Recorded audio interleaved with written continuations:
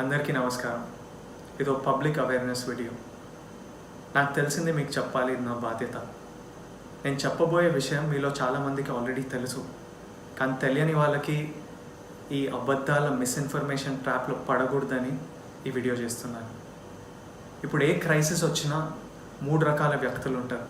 1, వీళ్ళు most affected people ఉంటారు. అంటే ఇలాంటి క్రైసిస్లో వీళ్ళ ఇంట్లో ఉద్యోగాలు పోయి లేదా శాలరీస్ పడక ఇంట్లో ఫుడ్కి కూడా కష్టంగా ఉండే పరిస్థితులు ఉంటారు, బాధపడుతూ ఉంటారు. 2, వీళ్ళు ఇంకొకరు బాధపడుతుంటే చూడలేక ముందుకొచ్చి ఎలాగో అలా సహాయం చేయాలనుకున్న వాళ్ళు. అంటే కుదిరినంత డబ్బులు డొనేట్ చేయడమో, వచ్చి వాలంటీర్ చేయడమో, వేరియస్ NGOs ఆర్గనైజేషన్స్లో పనిచేసేవాళ్ళు. వీళ్ళు మన కంట్రీలో మెజారిటీ. అందుకే ఏ క్రైసిస్ వచ్చినా ఒక దేశంలో ముందుకు వెళ్తూ ఉన్నాం. 3వ రకం వీళ్ళు ఏంటంటే, ఒక క్రైసిస్ వచ్చినప్పుడు ఫుడ్ దొరకట్లేదంటే 10 రూపాయల బిస్కెట్ ప్యాకెట్ 100కి అమ్మి, 15 రూపాయల మాస్క్ 50కి అమ్మి, అంటే పక్కనోడు నీ హింస పెట్టినా, వాడిని తొక్కేసినా, వాడు ఏమైపోయినా సరే మనం బాగుపడాలి, మనం ముందుకెళ్ళాలనే బ్యాచ్. వీళ్ళు సొసైటీకి డేంజర్. ఈరోజు నేను ఈ 3వ రకమైన వ్యక్తుల గురించి మాట్లాడతాను. స్పెసిఫికలీ కొన్ని వెబ్సైట్స్. నేను 1 year బ్యాకే ఈ 3-4 గాసిప్ వెబ్సైట్స్ని కంప్లీట్గా బ్లాక్ చేశాను. ఎంతోమంది వీళ్ళకి విక్టిమ్స్. మా ఇండస్ట్రీ వీళ్ళకి ఒక రకంగా విక్టిమ్. చాలామంది యాక్టర్సెస్, డైరెక్టర్స్, ప్రొడ్యూసర్స్ వీళ్ళకి విక్టిమ్స్. ప్రతి రీడర్ వీళ్ళకి విక్టిమ్. మీరు ఓ విక్టిమ్, నేను ఓ విక్టిమ్. ఎందుకంటే మననే వాడి మనకి తప్పుడు వార్తలు అమ్మి వాళ్ళ తప్పుడు అభిప్రాయాలు మన మీద రుద్ది వాళ్ళు డబ్బులు చేసుకుంటారు. కానీ క్షమిస్తూ వచ్చాము. నేను ఎప్పుడో దీని గురించి మాట్లాడదాం అనుకున్నాను, కానీ మన మిడిల్ క్లాస్ మెంటాలిటీ ఎట్లా అంటే, అరే బురద దగ్గర వెళ్ళకరా మన మీద జల్లుతుంది, అరే చెత్త కుంపు దగ్గర వెళ్ళకరా మనకే వాసన కొడుతుంది అని నన్ను ఆపారు. కానీ ఇట్స్ టైం. అండ్ నాకు ప్రతి వెబ్సైట్తో ప్రాబ్లం లేదు. Let me make this clear. నాకు చాలామంది జెన్యున్గా పనిచేసే వెబ్సైట్స్ తెలుసు, చాలా జెన్యున్గా పనిచేసే రైటర్స్ తెలుసు. అండ్ వీళ్ళందరికీ నా క్షమాపణ చెప్పాలి.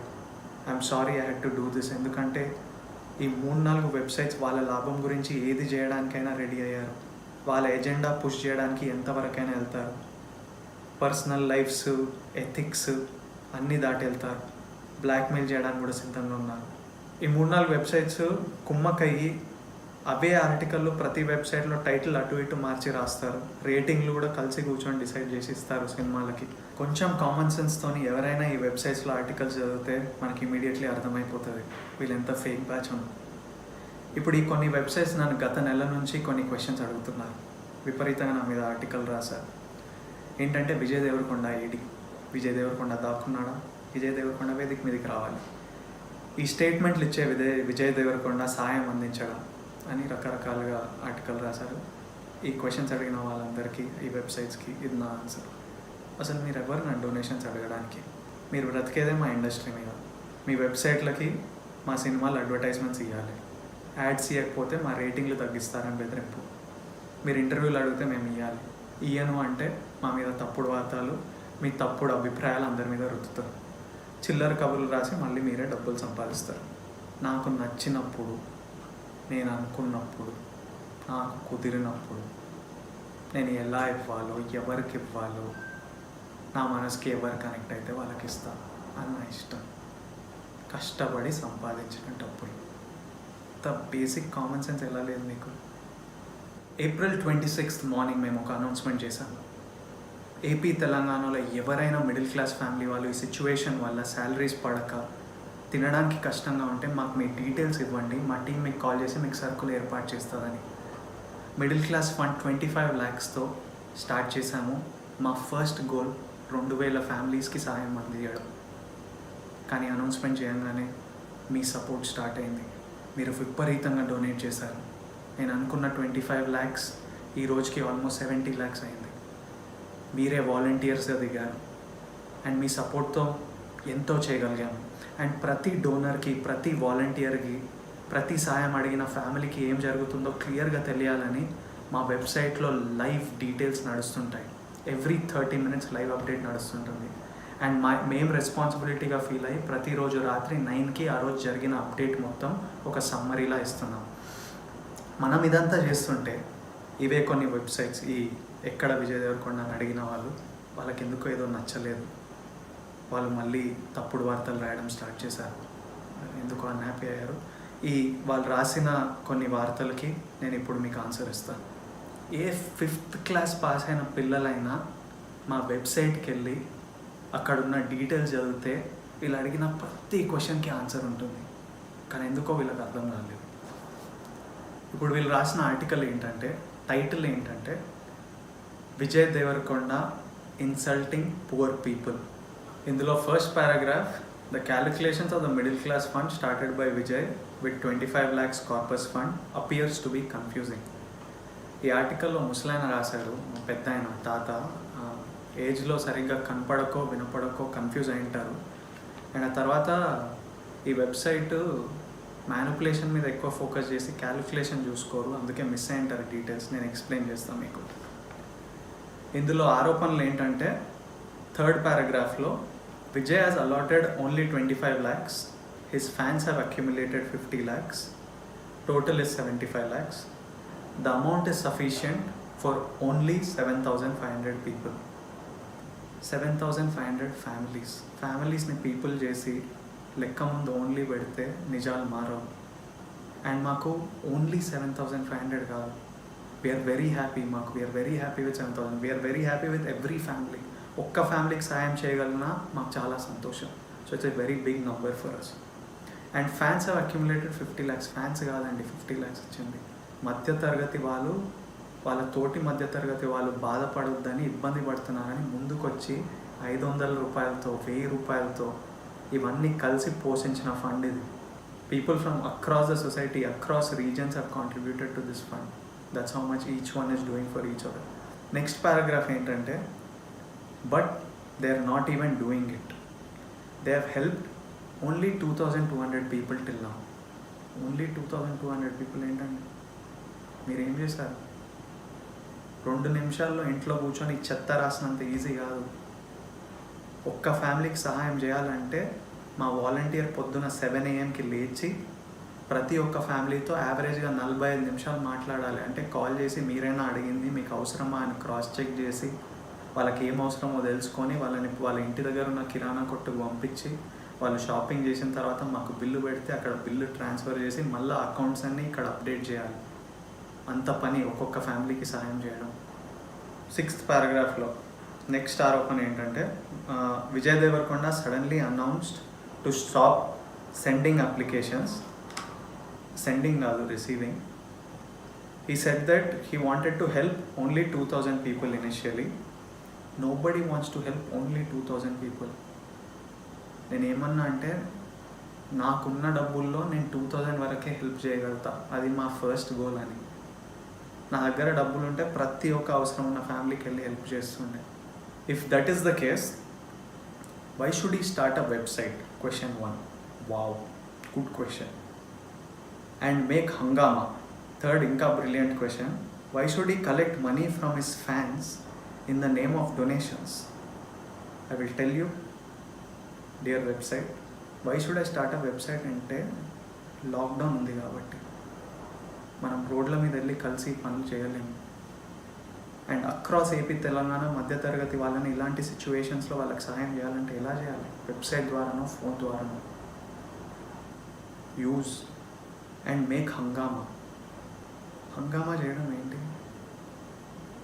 ఇది ఇలా రోజుకి 10 ఆర్టికల్ చెత్త రాసి ఇది చేయడం హంగామా, పనికిరాని article. Why should I collect money from his fans in the name of donations? మీకు ఈ చెత్త రాసినందుకు శాలరీలు పడి మంచిగా 3 పూటలు తిని హ్యాపీగా ఉండింటారు మా మీద డబ్బులు సంపాదించి. కానీ అక్కడ అక్రాస్ ఏపీ తెలంగాణలో ఎంతోమందికి అవసరాలు ఉన్నాయి, ఎంతోమందికి ఎవరిని అడగలేరు హెల్ప్. వాళ్ళకి అవసరం ఉంది కాబట్టి ఇలాంటి డొనేషన్స్ వస్తే వాళ్ళకి సహాయం చేయగలుగుతున్నాం. If it is the case of 2,000 people, he might have done it voluntarily in 1 or 2 areas within the city. Why should I give 2 states buildup? ఈ బేసిక్ కామన్ సెన్స్ లేనప్పుడు ఉచిత సలహాలు ఇవ్వకండి. Stick to what you know, stick to writing shit. 2 states buildup ఎందుకు ఇవ్వాలి? ఒక సిటీలో ఏరియాలు ఇవ్వాలా? వెళ్ళి చెప్పండి, ఏరియా వెళ్ళి మా దగ్గర 75 lakhs ఉంది, పంచుతాం సర్కులని వెళ్ళి నిలబడతాం. You know who we're working with? The Devarakonda foundation team comprises some of the some of the people have done the biggest relief work in corona crisis. ఇప్పుడు మా director Raj Jangaon works for Telangana social impact group. వాళ్ళు చేసిన relief work details మేము మీకు పెడతా. వాళ్ళు కోట్ల రూపాయల రిలీఫ్ వర్క్ క్యారీ అవుట్ చేశారు. మా ఫౌండేషన్లో పనిచేసే ప్రతి ఒక్కరు నేను స్టార్ట్ చేయకముందు ఆల్రెడీ ఎన్నెన్నో రిలీఫ్ వర్క్లు చేసి మేమంతా మాట్లాడి ఆలోచించి చేసిన పని ఇది. సిటీలో గవర్నమెంట్ ఎన్జిఓస్ అన్నీ చూసుకుంటున్నాయి.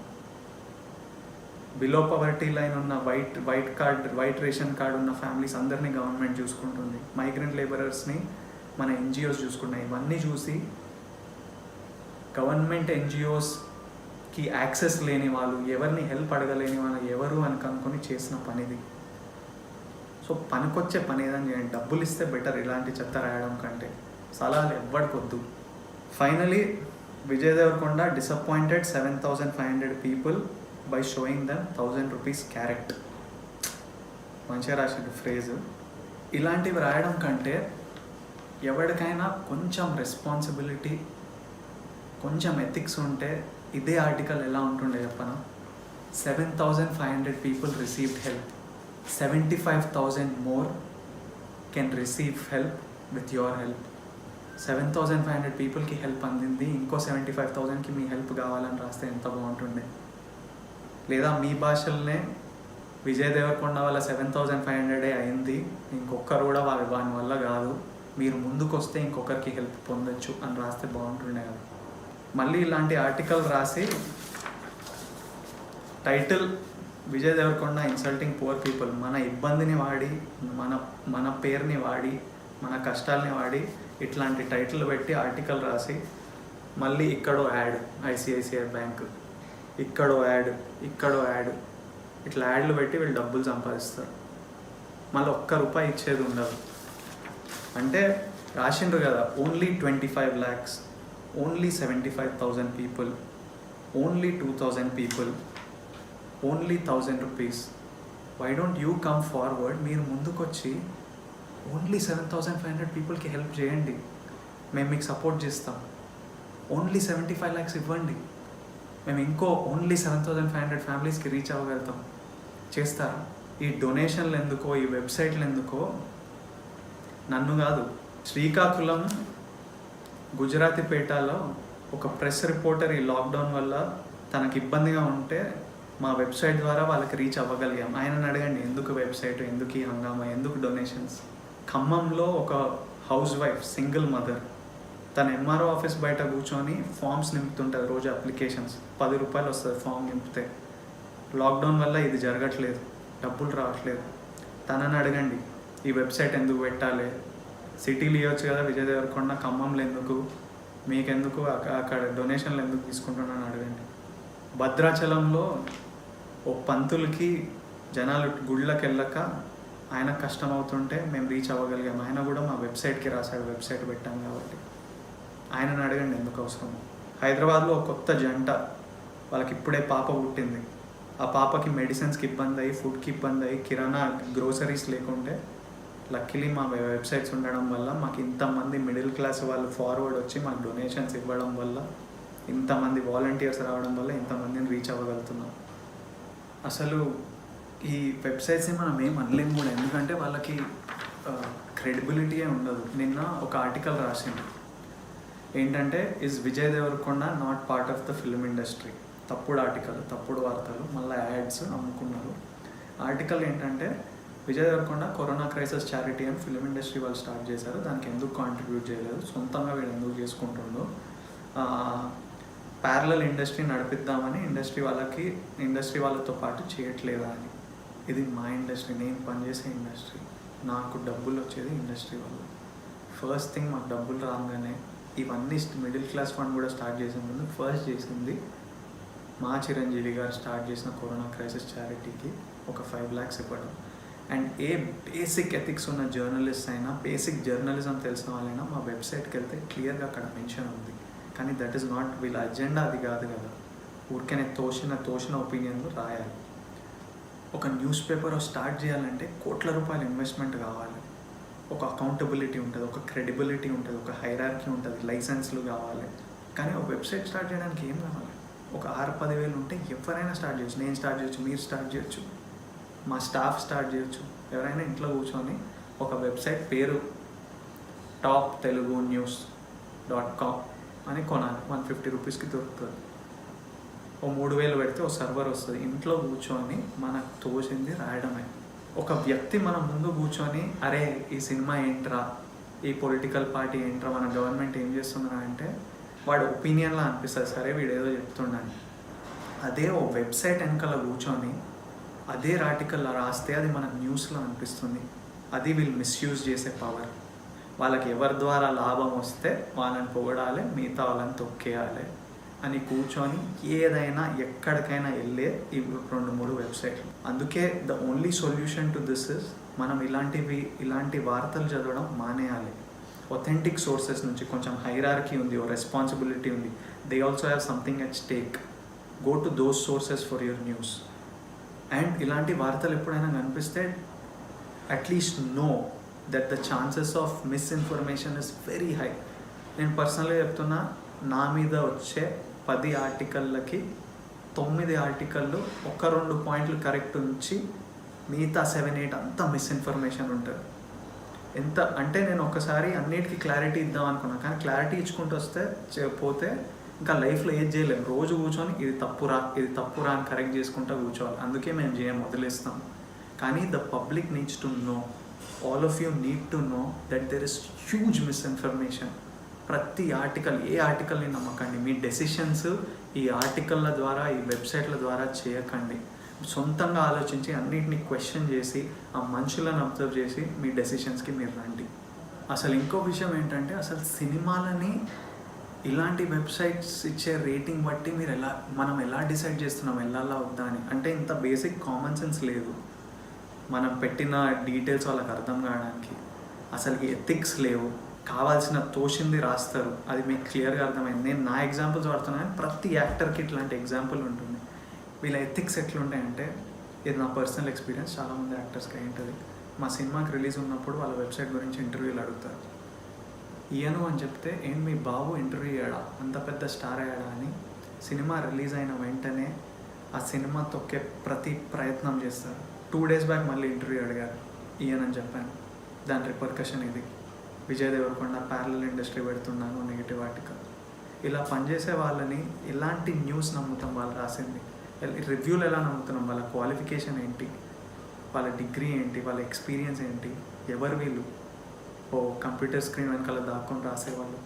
అసలు వీళ్ళ గురించి మాట్లాడడం, ఆలోచించడం అంతా టైం వేస్ట్.